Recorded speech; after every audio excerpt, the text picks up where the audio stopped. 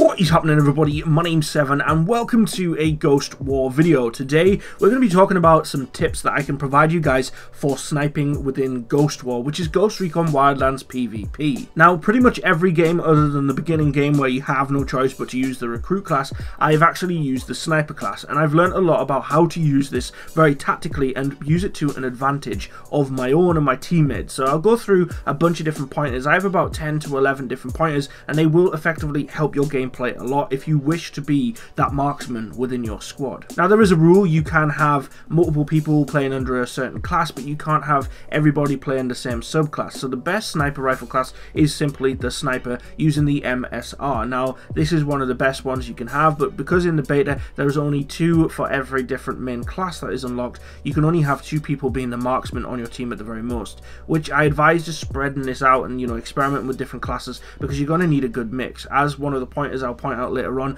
really is dependent upon a good mix of different people on your team. So let's get straight into tip number 1. Tip number 1 is going to be always using the high ground. The high ground sounds like a very blatantly obvious thing to do, but at the same time a lot of people are very objective to the high ground because it is exposed. This is why you should only ever push the high ground as long as your teammates have got the flank. So when I was playing a quarry map, I was constantly calling that my teammates needed to cover my right flank because the majority of my team was on my left. We had most control over the map, and we had already pushed straight out of our spawn to the highest peaks. On quarry there was a higher section and then the lower section, so on the higher section of course you have the advantage as a sniper, but this doesn't mean you're invincible, because if you don't have your flanks covered, your sniper will be exposed while doing spotting, which is something else I'll explain later. So only ever push the high grounds when you have your flanks covered by your teammates. So this could be a submachine gun or assault rifle player or another marksman. For as long as you're covered and you're center pieced, then you're okay. My best piece of advice for drone related marking is, yes, the sniper is a spotter of some sort, but the best piece of advice I can give you guys is to avoid popping up and trying to get greedy to go for those initial beginning kills. Don't peek until your teammates' drones are in the air and they've went around trying to tag and spot people. Once they've done this, then great, then you're able to pop up, see what you can see, but until then, don't peek. You are a form of spotter, but until you know roughly where the enemies are, you might just be getting yourself exposed. Especially on the quarry map where the high ground is an obvious place for snipers to go, people will be watching this, so you don't want to just be peeking and trying to spot 4 people at once, whereas your drones, they're okay, they can die, there's no worry about those. So wait till the drones are up in the air, they've marked a couple of people, and then begin your peeking process to try and get some picks. Camouflage is absolutely everything. As a sniper, you are genuinely only going for that 1 or 2 lucky shots, unless you are left alive and you have to take out multiple people. You shouldn't really be using this very rapidly. You want a slower paced gameplay where you have to get those very critical shots that then lead to the kill. Now, I didn't get a lot of kills with the sniper because of course the games drag out, and the people with the SMGs and the assault rifles are naturally going to be more aggressive. I managed to get the important picks and complete 2 rounds very, very quickly using the sniper, but these are what you consider the initial very, very important shots. Okay, so these are the ones you've got to get off. So before you shoot a single shot, you need to make sure that you shout out where you're going to shoot, and if you possibly can, try and avoid pointing directly at the target, because once you directly point at a target, it will mark up that player. You want to point around the area of the target and avoid looking at the character itself directly, but call out where it is. If you mark up this player, then the player will then know that somebody is watching them, and then they'll play very differently, and they might even begin to hide. Whereas if they're in the open, you can call them out, your teammates might be able to get the pick, or they might give you the go ahead to take the snipe. Now, all of these things I've mentioned will be affected a lot by the camouflage in the game itself. If you don't have good camouflage, you're playing with a green outfit. As you can see, I was doing this in quarry. Thankfully, I didn't have to push too far, but I was somewhat exposed. Thankfully, the ground on the top part of the heap was quite dark, so it blended well with the green. But if I was to run in open, I'm going to be very, very obvious, since my camouflage is green based, designed for the woodlands. Now, of course, as we advance further through the beta, we're going to be able to customize more characters, and then we'll have more choice. Unfortunately, I have mine set ready to go for woodlands, so once I could actually unlock the second marksman class, then I'll probably set that up to be more of a white pale kind of look of camouflage, just to help me on those maps where that's more applicable. Don't sit for too long. I've seen people already do this. They've already camped it out and then people have disconnected and they've went, whoa, why has that happened? Why have I been kicked out? There is a rule to how long you can sit still for, and it kicks in pretty quick. Once it kicks in, that's it. If you don't move, you're going to be booted out. So this is a way of preventing people from camping, so nobody can really camp in this game. You can camp for a little bit, but it's strategic camping. It's not like I'm going to hide here and wait like for the whole game to finish, you know, like it's not like that. So with the sniper class, yes, you're a very positional player, but make sure that you're always moving around and you're changing where you're going. Don't just sit in one place, especially when somebody puts suppression on you and you do eventually get marked. You need to move to get to a different position and utilize the camouflage that you have to make sure that you are hidden once again.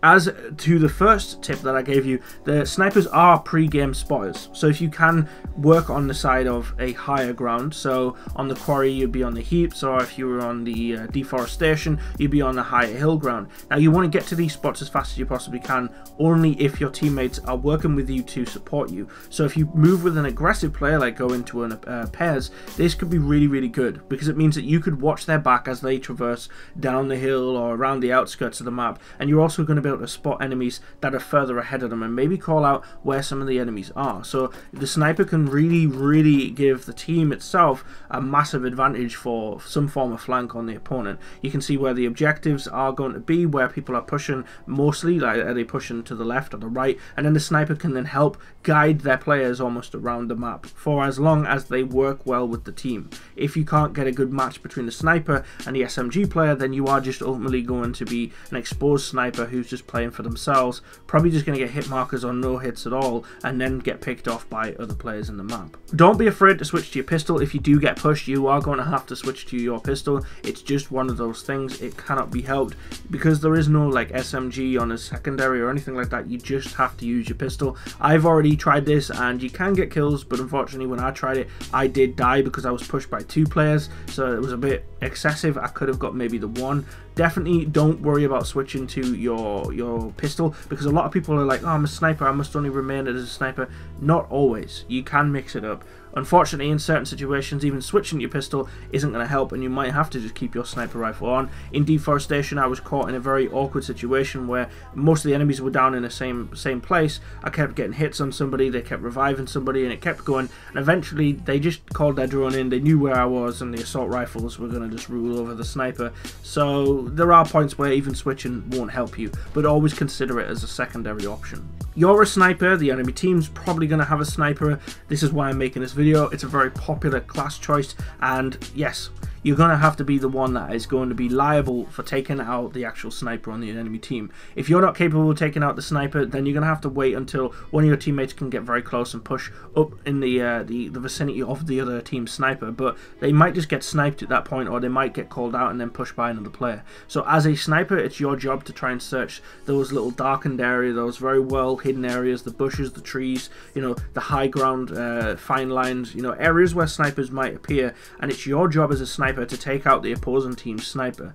And this is the 1v1 snipe off that tends to happen in the middle of the battlefield. You know, the snipers are trading across the battlefield while everyone else is trying to kick off. So definitely consider always looking first for the snipers, because these are the ones that are going to be the ultimate threat to your players, especially when moving to try and get the positions and trying to get that intel which marks all the enemies on the map. So as an overview, I advise that you move to the high ground and you take this before the enemies can, but for as long as your team has your back. Work with your teammates and aggressive play styles so that you can cover them as they move up the map. Make sure to call out everything that you see, but don't always mark everything. You don't have to mark every enemy you see. Always aim for the headshots, because headshots are more effective. Headshots will kill the player pretty much straight away, depending on the weapon that you have. Body shots will cause enough damage to be able to support people on the ground, and you'll get an assist for that. Be the sniper that is the spotter, the aggressive player, and also the one that is totally in charge of taking out the other sniper on the enemy team. Overall, sniping is a very fun tactic to use in this, and I think it's 100% needed for the styles on the maps. A lot of people had said prior to the beta that they hoped that the maps would be very large. These maps are large enough, and how it functions with the drawing and the winning and the losing, there is a very good system, and this game does last a while. So the small space that you're compacting, it feels a lot larger than it really does. And with being a sniper, it gives you plenty of space to be able to go for those shots. You can easily hit 300-400 meter shots in most of these maps. So don't worry about that if you're feeling like, oh, I'm not going to hit this. It's very doubtful you're going to need to go for a 1 kilometer kill. You know, there's no need for anything like that. 200 to 400 meters is more than enough, and each of the maps tend to give you this range. Some even give you a little bit more. So sniping is a class set you need to choose 100%. I hope these tips and tricks from things that I've already done in the game actually help you guys on the way that you play. If they don't, then please let me know all the other ones that you use and any tips and tricks that you learn along the way through your experience as a sniper in Ghost War for the Ghost Recon Wildlands PvP. Thank you for tuning in and listening to today's video. I look forward to speaking to you all in the comment section below. Have a wonderful time in the PvP beta, and I hope that I bump into you on either Xbox or PC.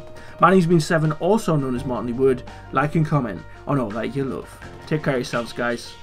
Peace.